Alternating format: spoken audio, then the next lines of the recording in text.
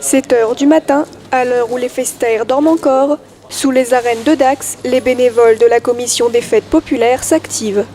En effet, dans une heure aura lieu le traditionnel casse-croûte landais dans le parc des arènes, et pour cela, tout doit être préparé dans les temps afin que le premier jour des fêtes de Dax commence le mieux possible.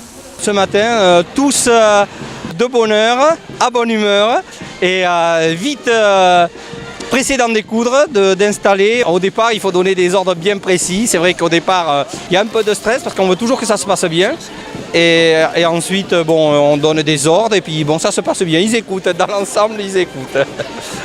Malgré quelques soucis techniques sur l'un des deux services du casse-croûte, les bénévoles commencent les différentes cuissons sur l'autre afin de ne pas perdre de temps.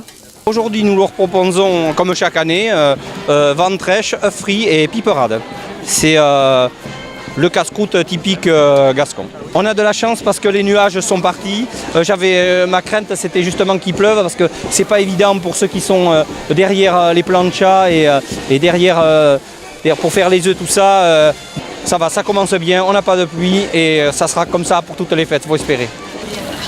8 heures, alors que les premières personnes se munissent de leur assiette prête à se remplir l'estomac, Yves, de son côté, prépare déjà sa prochaine animation sur le stand juste en face, l'atelier gastronomique avec Jean Cousseau. De retour sur le stand du casse-croûte, le problème technique a été résolu et les deux services sont maintenant bien occupés. En tout, sur 2 heures, ce seront plus de 800 personnes qui seront venues se restaurer. À la commission des fêtes, nous sommes 30 et on a quelques stagiaires pendant les fêtes.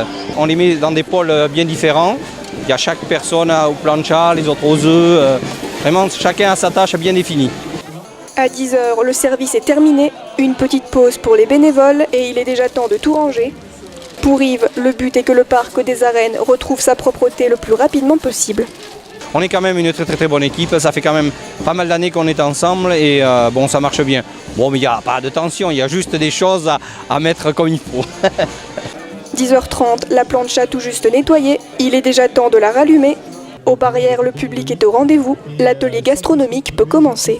Moi je pars ensuite sur l'atelier Cousseau, parce que je suis chef cuisinier à la base, pour l'assister dès qu'il a besoin de quelque chose et puis faire goûter aux gens les plats que M. Cousseau prépare. Une fois l'atelier terminé, retour au local pour nettoyer. Pendant toute la journée, les bénévoles seront présents sur les différentes animations.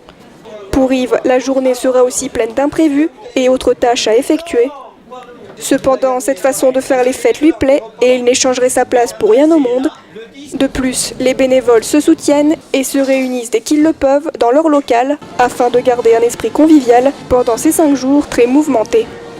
Il y a toujours quelque chose à manger ou à boire, chacun a des tâches bien définies et quand il a besoin de quelque chose ou de se reposer, de se restaurer, on se retrouve dans notre fameux local qui est sous les coursives, sous les arènes.